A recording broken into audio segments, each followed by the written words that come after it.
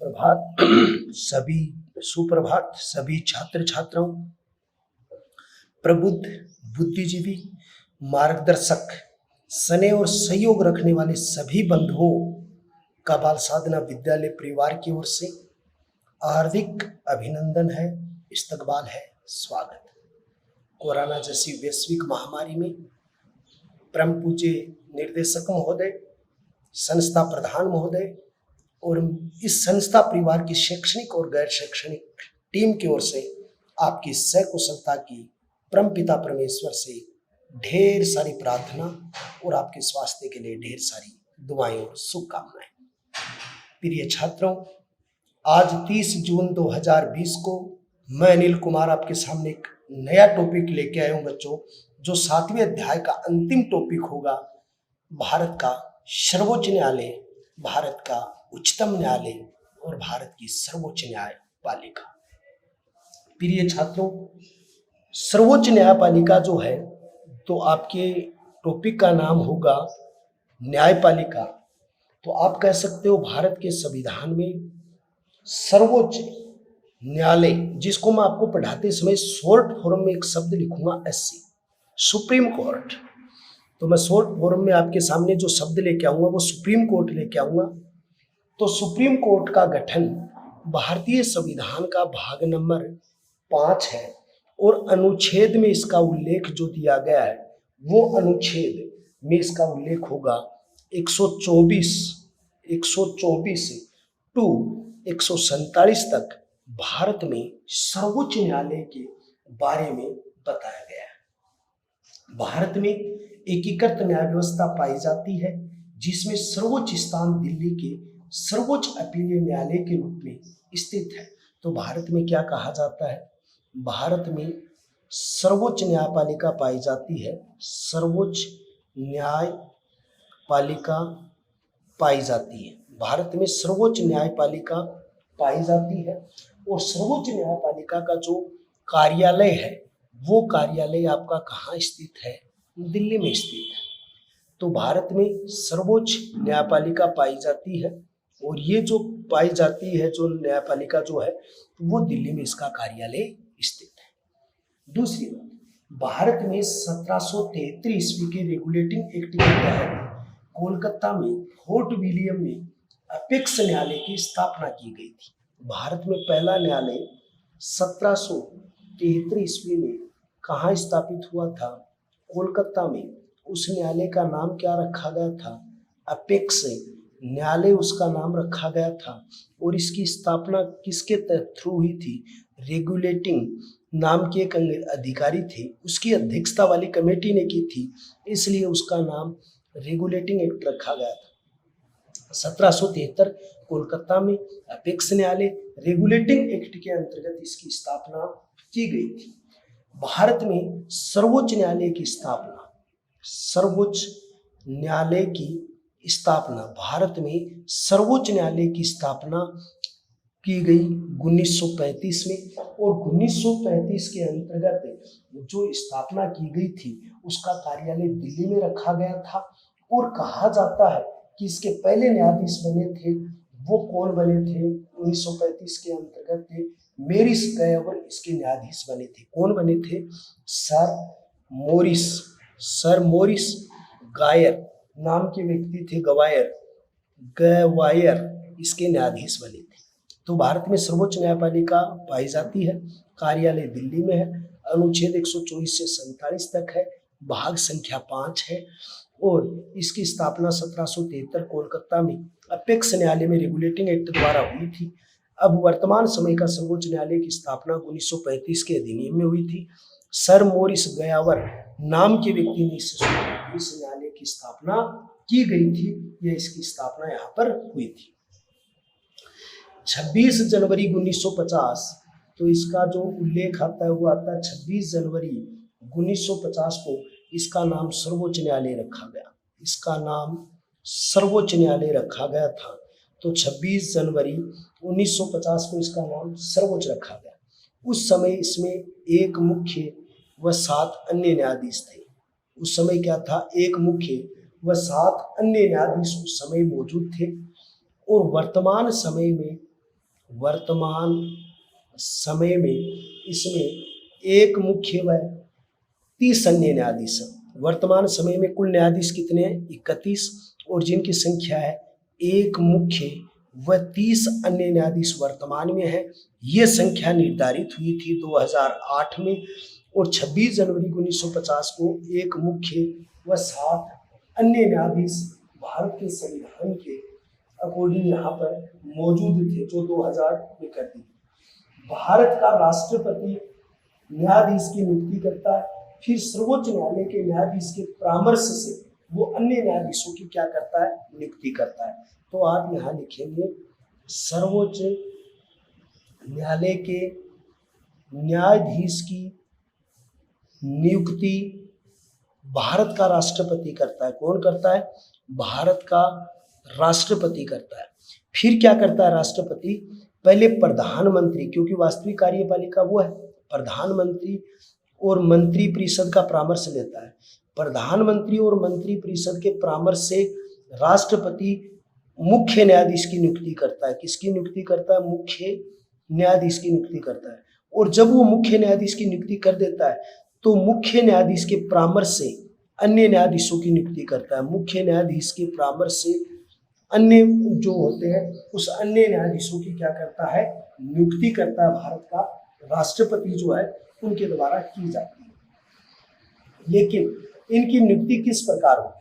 तो मैं आपको एक सिस्टम बताऊं। 1993 ईस्वी में, ध्यान से सुनना बच्चों, 1993 ईस्वी के अंतर्गत सर्वोच्च न्यायालय ने अनुच्छेद 50, सर्वोच्च न्यायालय ने 1993 ईस्वी में सर्वोच्च न्यायालय ने अनुच्छेद 50 यानी कि 1993 ईस्वी में सर्वोच्च न्यायालय ने अनुच्छेद 50 नीति निर्देशक तत्व में कार्यपालिका को न्यायपालिका से पृथक के तहत कोलेजियम व्यवस्था को लागू किया गया। सर्वोच्च न्यायालय ने अनुच्छेद 50 के अनुसार जो नीति निर्देशक तत्व है उसमें कार्यपालिका व व्यवस्थापिका को कार्यपालिका व न्यायपालिका को अलग किया गया था। न्यायपालिका को अलग किया गया था। ध्यान से देखना बच्चों, 1993 ईस्वी में सर्वोच्च न्यायालय ने अनुच्छेद 50 में कार्यपालिका व व्यवस्थापिका को क्या किया गया था? अलग अलग निर्धारण किया गया था इनका। उसके तहत कोलेजियम व्यवस्था लागू की गई थी। उसके तहत क्या लागू की गई थी? कोलेजियम व्यवस्था लागू की गई थी। ये अभी सारे बच्चे एक बात सोच रहे हैं कि सर ये कोलेजियम व्यवस्था क्या होती है, इस कोलेजियम व्यवस्था के अंतर्गत क्या आता है। देखो, कोलेजियम व्यवस्था के अंतर्गत क्या आता है के तहत मुख्य न्यायाधीश की नियुक्ति के संबंध में सर्वोच्च न्यायालय के 4 वरिष्ठतम न्यायाधीशों की एक समिति से परामर्श लेना आवश्यक कर दिया गया। इसमें मुख्य न्यायाधीश के परामर्श से अन्य न्यायाधीशों की नियुक्ति की जाएगी। मैंने एक शब्द लिखा है बच्चों यहाँ ऊपर कि सर्वोच्च न्यायालय के मुख्य न्यायाधीश की नियुक्ति भारत का जो राष्ट्रपति है वो पीएम और मंत्रिपरिषद के परामर्श से करता है। लेकिन 1993 के सर्वोच्च न्यायालय के अनुच्छेद 50 में कार्यपालिका और न्यायपालिका को जो अलग किया गया उसके अंतर्गत कोलेजियम व्यवस्था की गई। इस कोलेजियम व्यवस्था के अंतर्गत क्या होता है कि भारत में जब सुप्रीम कोर्ट का जो मुख्य न्यायाधीश है, भारत के सुप्रीम कोर्ट का जो मुख्य न्यायाधीश है, उस मुख्य न्यायाधीश की नियुक्ति प्रधानमंत्री मंत्रिपरिषद के साथ साथ यानी 4 वरिष्ठतम, कितने होंगे? 4 वरिष्ठतम जो न्यायाधीश होंगे उन 4 वरिष्ठतम न्यायाधीशों के परामर्श से की जाएगी। यानी कोलेजियम व्यवस्था के अंतर्गत क्या होगा? 4 वरिष्ठतम जो न्यायाधीश होंगे उन न्यायाधीशों के परामर्श से उसकी नियुक्ति की जाएगी। और जब अन्य न्यायाधीशों की नियुक्ति की जाएगी तो 4 वरिष्ठतम तो वो हो गए और एक मुख्य न्यायाधीश के परामर्श से अन्य न्यायाधीशों की नियुक्ति की जाएगी। ऐसी व्यवस्था उसके अंतर्गत की गई। परंतु 99वें संवैधानिक संशोधन 2014 में 13 अप्रैल 2015 में लागू किया गया। कोलेजियम व्यवस्था को के स्थान पर इसको बदला गया। इसको राष्ट्रीय जो न्यायिक नियुक्ति आयोग की स्थापना की गई है। अब क्या हुआ था, ये कोलेजियम सिस्टम जो व्यवस्था है उसमें एक संशोधन किया गया, 99वां संवैधानिक संशोधन। और इस 99वें संवैधानिक संशोधन कब हुआ? 2014 में। और ये लागू कब हुआ? ये लागू हुआ था 2015 में। तो जब ये 99वें संवैधानिक संशोधन में जब ये कॉलेजियम व्यवस्था लागू हुई थी, जब ये, तो उस कॉलेजियम व्यवस्था को हटाकर इसका नाम क्या रख दिया गया था? तो इसका नाम रख दिया गया था न्यायिक नियुक्ति आयोग, NJAC। इसका नाम क्या रखा गया था? NJAC रख दिया। कौन से संशोधन से? 99वां संवैधानिक संशोधन कब हुआ? 2014 में। कब लागू हुआ? 2015 में। तो NAG के तहत इसकी स्थापना, जिसका अर्थ क्या होगा? न्यायिक नियुक्ति आयोग की स्थापना। इसका अर्थ क्या होगा? न्यायिक नियुक्ति आयोग। न्यायिक नियुक्ति आयोग की स्थापना की। किसकी स्थापना की? न्यायिक नियुक्ति आयोग की स्थापना की। सर्वोच्च न्यायालय के मुख्य न्यायाधीश और 2 सर्वोच्च न्यायालय के न्यायाधीश, 2 कानून के ज्ञाता और एक विधि मंत्री को इसमें शामिल किया गया। देखो बच्चों ध्यान से देखना, NJAC आयोग है, उसमें तो ये कहा गया कि 4 वरिष्ठतम न्यायाधीश होंगे, उनके आधार पर उसकी क्या की जाएगी? नियुक्ति की जाएगी, जो यानी कि उच्च न्यायालय, जो सुप्रीम कोर्ट के मुख्य न्यायाधीश होंगे। लेकिन इसमें क्या कहा गया कि इसके अंतर्गत ये कहा गया सर्वोच्च न्यायालय का मुख्य न्यायाधीश है, तो इसके अंतर्गत जब विवरण हुआ तो एक तो बन गया मुख्य न्यायाधीश, तो मुख्य न्यायाधीश एक हो गया। फिर 2 हो गए सर्वोच्च न्यायालय के न्यायाधीश, 2 क्या हो गए? अन्य न्यायाधीश हो गए। 2 कानून के ज्ञाता हो गए। कानून के ज्ञाता कितने होंगे? 2 होंगे। और एक विधि मंत्री होगा। एक कौन होगा? विधि मंत्री होगा। तो कितने हो गए? 1, 2 और 2 4 और 2 6। ये 6 समझते एक कमेटी गठित की गई। उस कमेटी का नाम रखा गया NJAC आयोग, जिसको न्यायिक नियुक्ति आयोग कहते हैं। पहले इसका नाम कॉलेजियम सिस्टम था, जो 1993 में लागू हुआ। इसमें परिवर्तन करते नाम रख दिया गया NJAC न्यायिक नियुक्ति आयोग, जिसमें एक मुख्य न्यायाधीश, 2 अन्य न्यायाधीश, 2 कानून के ज्ञाता, एक विधि मंत्री। इसके माध्यम से या परामर्श से ही यानी उसकी नियुक्ति की जाएगी या उनके आधार पर उनको आगे बढ़ाया जाएगा। फिर दूसरी बात ये आती है, इसी प्रकार यानी सुप्रीम कोर्ट के मुख्य न्यायाधीश के परामर्श से उच्च न्यायालय के न्यायाधीशों की नियुक्ति की जाएगी। जो संपूर्ण भारत में 24 उच्च न्यायालय है, उन सभी उच्च न्यायालयों की नियुक्ति भी इसी आधार पर की जाएगी। अब अगला बिंदु होता है न्यायाधीशों की नियुक्ति। न्यायाधीशों की नियुक्ति संबंधित क्या चीजें आती हैं? तो न्यायाधीशों की नियुक्तियों के बारे में आपको लिखना है। तो न्यायाधीशों की नियुक्ति में पहली योग्यता क्या होनी चाहिए? वह भारत का नागरिक हो। भारत का नागरिक होना चाहिए। पहली बात तो यह है कि वह भारत का जो न्यायाधीश बनाया जाए वह भारत का क्या होना चाहिए? नागरिक होना चाहिए। 5 वर्ष तक उच्च न्यायालय का न्यायाधीश रह चुका हो या 10 वर्ष तक अधिवक्ता। दूसरी योग्यता क्या है? 5 वर्ष तक उच्च न्यायालय का न्यायाधीश रह चुका हो, यानी उच्च न्यायालय का न्यायाधीश रह चुका हो, या 10 वर्ष तक। दूसरी अगर ये पूरी नहीं करता है तो या 10 वर्ष तक अधिवक्ता रह चुका हो, चाहे उच्च न्यायालय में रहा हो चाहे सुप्रीम कोर्ट में अधिवक्ता रह चुका हो, उसको न्यायाधीश बनाया जाएगा। राष्ट्रपति की नजर में कानून का ज्ञाता हो। तीसरी शर्त क्या है? राष्ट्रपति की नजर में कानून का क्या होना चाहिए? कानून का ज्ञाता होना चाहिए या राष्ट्रपति को उसके कानून का पता होना चाहिए, ये बात होना चाहिए। और दूसरी बात यहाँ पर राष्ट्रपति की योग्यता है, किसी जो कानून की दृष्टि से उच्च कोटि का ज्ञाता भी होना चाहिए। चौथी शर्त है वो कानून का उच्च कोटि का क्या होना चाहिए?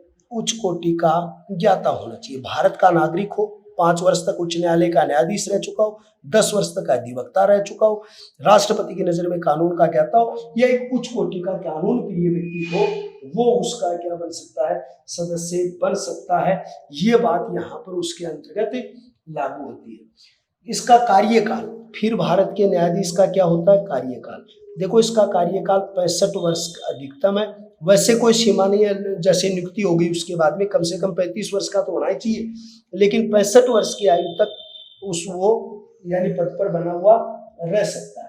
और उसके बाद यानी कि इसके वेतन भत्ते हैं, तो भारत के सुप्रीम कोर्ट के मुख्य न्यायाधीश का वर्तमान वेतन 2,80,000 है, 2.80 लाख है, और अन्य न्यायाधीशों का 2.50 लाख है, जो परिवर्तन कर दिए गए। पहले 1,90,000 थे, अब इसके अंतर्गत यानी कि 65 वर्ष की उसकी उम्र होगी और वेतन भत्ते 2.80 लाख उसके वेतन भत्ते होंगे और अन्य न्यायाधीशों के 2.50 लाख।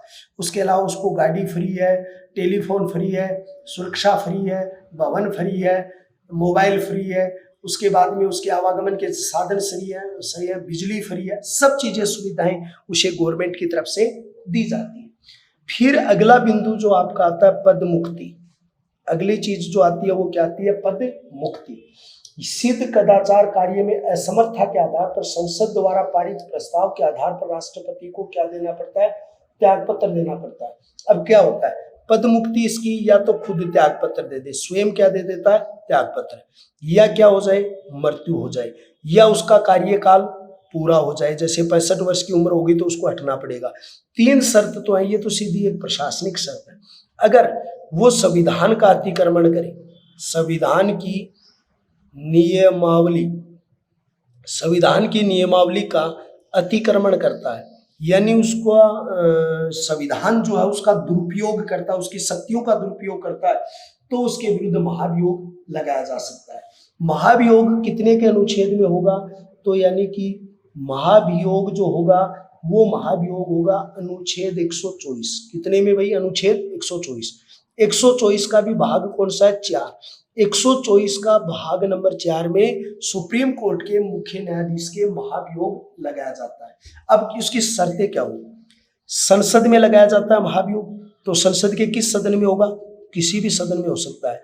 संसद के चाहे आप राज्यसभा में भी लगा सकते हो और लोकसभा में भी लगा सकते हो। तो यानी संसद में महाभियोग चलाया जाएगा, राज्यसभा और लोकसभा में किसी भी सदन में आप इसको लागू कर सकते हो, जो कदाचार अथवा असमर्थता के कारण उसके पद से भी हटाया जा सकता है। अब इसमें क्या होगा वो देखिए।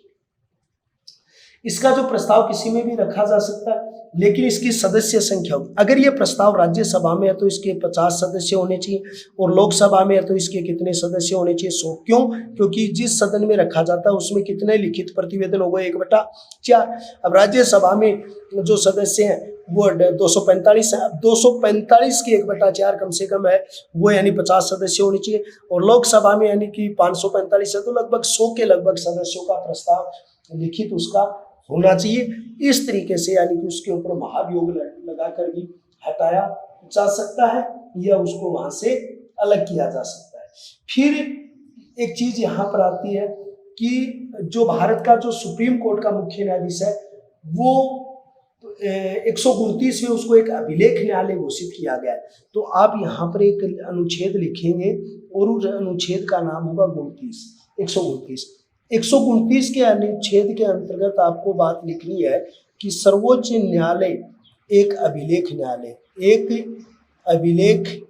न्यायालय सर्वोच्च न्यायालय एक क्या है भाई? अभिलेख न्यायालय। अब सर्वोच्च न्यायालय एक अभिलेख न्यायालय कैसे? जैसे मान लो सुप्रीम कोर्ट कोई आदेश जारी करता है या सुप्रीम कोर्ट के द्वारा जब आदेश जारी किए जाते हैं तो उसको हर संस्थान, हर निकाय के द्वारा बेतौर प्रमाण माने जाएंगे। ऐसा नहीं कहा जा सकता कि हम सुप्रीम कोर्ट ने हमें कोई घरा के थोड़ी कहा, हमें कोई आदेश थोड़ी दिया। उसको बेतौर प्रमाण यानी कि उसके अधीनस्थ आने वाली सभी संस्थाओं को मान्य करना होगा, इसलिए इसको आप क्या कहते हैं? अभिलेख न्यायालय कहते हैं। फिर इनकी बैठक कहाँ होती है? तो इसका जो अगला अनुच्छेद है और उस अनुच्छेद में 130 के अनुच्छेद में सर्वोच्च न्यायालय की बैठक दिल्ली में होती है। यानी अनुच्छेद 130 है उसके मुताबिक सर्वोच्च न्यायालय की जो बैठक है वो सर्वोच्च न्यायालय की बैठक कहाँ होती है?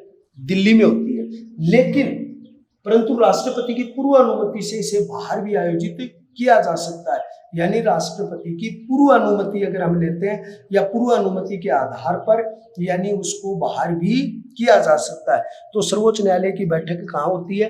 दिल्ली में होती है। लेकिन अगर आप राष्ट्रपति का परामर्श ले लेते हो तो राष्ट्रपति के परामर्श से आपकी जो बैठक है वो बाहर भी रखी जा सकती है। तो भारत के न्यायाधीशों की नियुक्ति न्यायिक नियुक्ति आयोग द्वारा होगी। न्यायाधीशों की नियुक्ति में उसकी योग्यताएं मैंने बता दी। कार्यकाल 65 वर्ष होगा। वेतन 2,80,000 और अन्य का 2,50,000। पदमुक्ति, त्याग पत्र, मृत्यु या कार्यकाल पूरा होने पर महाभियोग 124 भाग 4 में संसद के किसी भी सदन में लागू किया जा सकता है। 119 में उसके द्वारा जारी जितने भी आदेश हैं उनको बेतौर प्रमाण जो है उन्हें माना जाएगा। और यानी कि 129 130 में सर्वोच्च न्यायालय का जो कार्यालय जो बैठक है वो आपकी कहाँ मानी जाती है, दिल्ली में उसकी बैठक होगी। और अगर राष्ट्रपति उसे पूर्व सूचित कर दे तो उसकी बैठक अलग भी हो सकती है। ये भारत के संविधान के अंतर्गत है। भारतीय संविधान पर के मुताबिक यानी अब उसके पास कुछ क्षेत्राधिकार है। वो क्या क्या क्षेत्राधिकार है वो आपको बताऊं। सर्वोच्च न्यायालय के अंतर्गत प्रारंभिक क्षेत्राधिकार है। तो सबसे पहले आप सर्वोच्च न्यायालय के प्रारंभिक क्षेत्राधिकार क्या आएंगे भाई, प्रारंभिक क्षेत्राधिकार आएंगे। तो सर्वोच्च न्यायालय के प्रारंभिक क्षेत्राधिकार, सर्वोच्च न्यायालय के प्रारंभिक क्षेत्राधिकार वो अनुच्छेद कितने में आएंगे, अनुच्छेद 131 में आएंगे। कितने में आएंगे, अनुच्छेद 131 में। इसमें 4 विवाद होंगे। पहला क्या होगा, केंद्र राज्य विवाद। पहला क्या होगा, केंद्र और राज्य विवाद। अगर ये हो जाए तो सीधा सुप्रीम कोर्ट में जाएगा। राज्य व राज्य विवाद। दूसरा क्या होगा, राज्य विवाद। अगर राज्य और राज्य के बीच विवाद हो गया तो भी ये सीधा कहाँ जाएगा, केंद्र सरकार में जाएगा।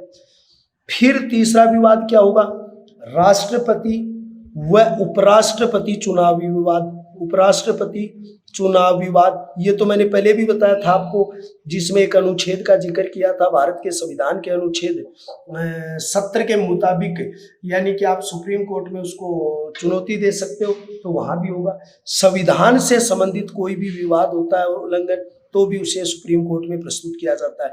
केंद्र व राज्य के मध्य विवाद हो, राज्य व राज्य के मध्य विवाद हो, राष्ट्रपति उपराष्ट्रपति के निर्वाचन संबंधी विवाद हो, और संविधान के अतिक्रमण संबंधित कोई भी विवाद होता है, उस विवाद को सीधे रूप से कहाँ प्रस्तुत किया जाता है, सुप्रीम कोर्ट में उसको प्रस्तुत किया जाएगा। ये कौन से अधिकार है, जो प्रारंभिक क्षेत्राधिकार है, जो सीधे रूप से कहाँ रखे जाएंगे, सुप्रीम कोर्ट में इनको रखा जाएगा। अब दूसरा अधिकार जो है, उस अधिकार का नाम है अपीलीय क्षेत्राधिकार। दूसरे अधिकार का नाम क्या है, अपीलीय क्षेत्राधिकार। यहां मैंने एक शब्द लिखा अपील, यानी वह क्षेत्राधिकार जो न्याय पर संतुष्ट न होने पर आप सुप्रीम कोर्ट जाते हो। जैसे इसके अंतर्गत क्या होता है कि 21 नवंबर 2012 को न्यायाधीश राधाकृष्णन मदन बी कलेलकर ने कहा आजीवन कारावास को अंतिम सांस तक माना जाए, यानी अपील की उन्होंने। तो ये उदाहरण है, तो देखिए मैं 3 उदाहरण दूं। 132 का अनुच्छेद है जिसमें संवैधानिक मामलों की अपील की जा सकती है। 132 के अंतर्गत संवैधानिक मामलों की अपील, कोई भी संविधान से संबंधित मामला हो, अधिकारों के हनन से संबंधित मामला हो, तो आप सुप्रीम कोर्ट जा सकते हैं।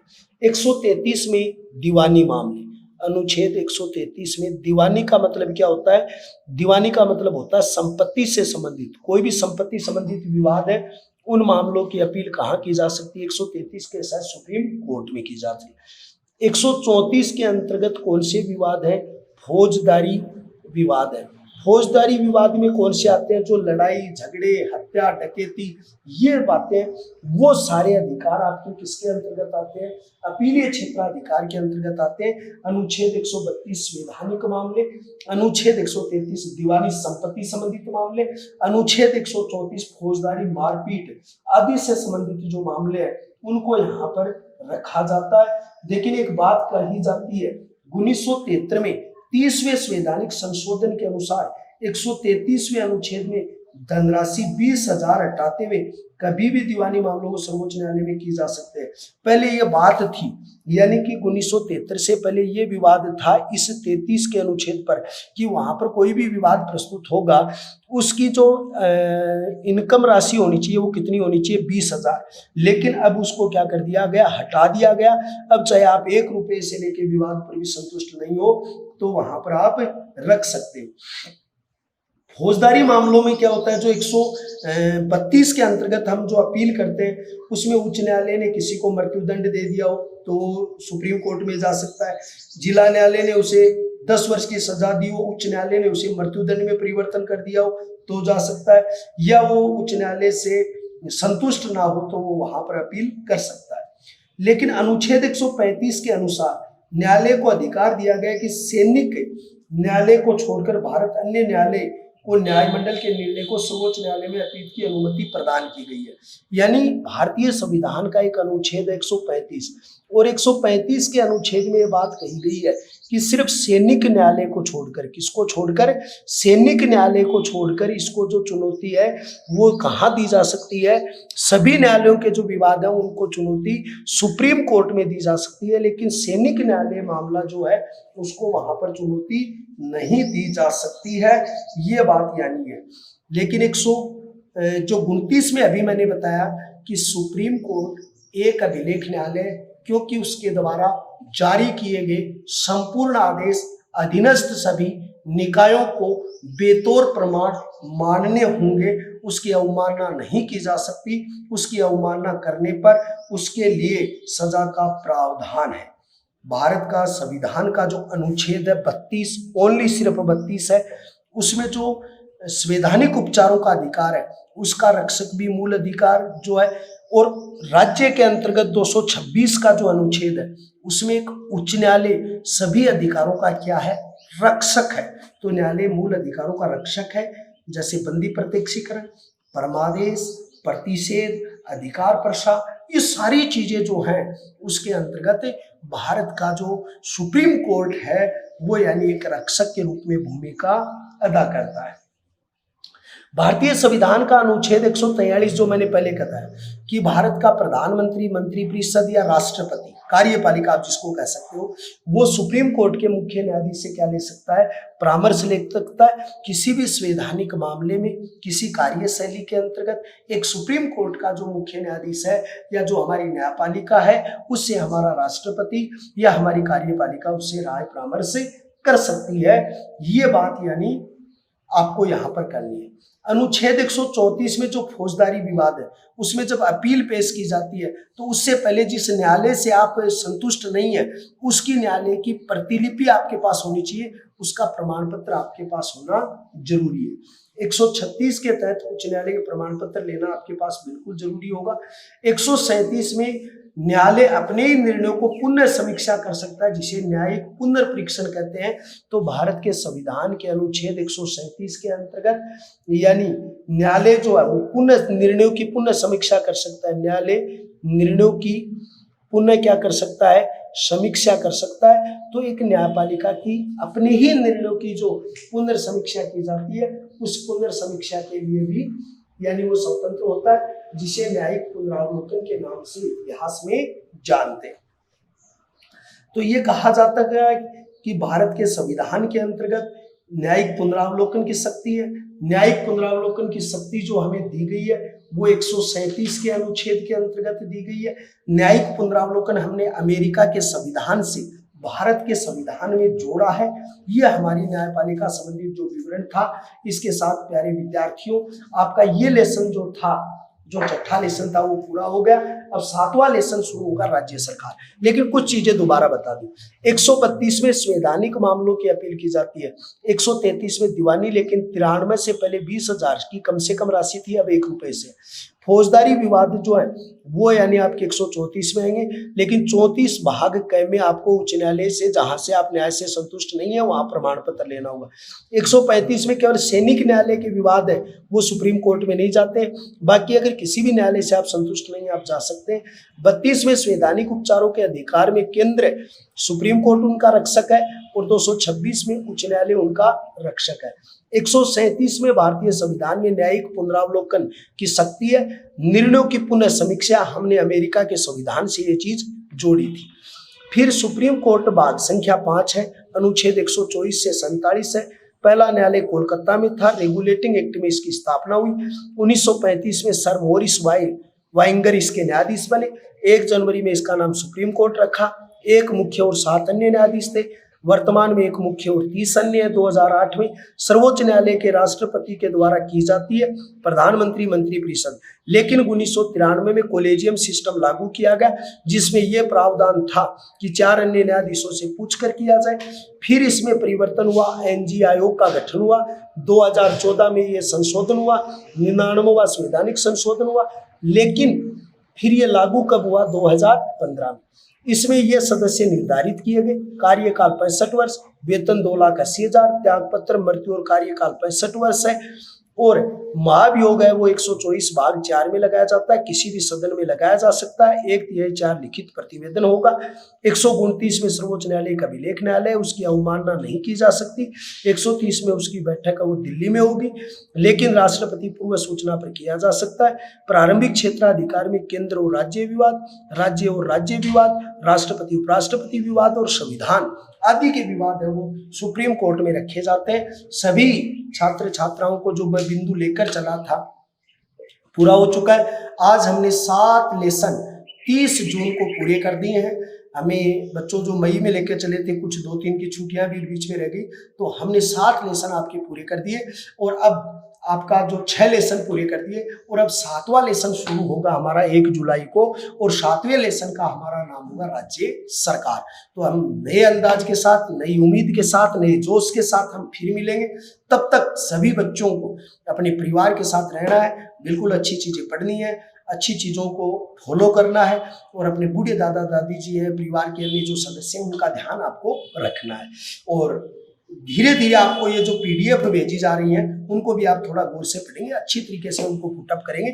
मैं जहां तक मानता हूँ सभी अच्छे और सभी से सब बच्चे बहुत अच्छा आप पढ़ोगे, ये मेरी आपको दुआएं हैं और आशीर्वाद है। अब एक बार फिर मिलेंगे हम 1 जुलाई 2020 को नए अंदाज के साथ, नई राज्य सरकार के साथ, नए गठन के साथ। इसी तरीके से हम यूं बढ़ते रहेंगे। तब तक के लिए सत श्री अकाल, विदा हो रहे हैं और कल इसी मुस्कान के साथ फिर मिलेंगे। जय हिंद, जय भारत।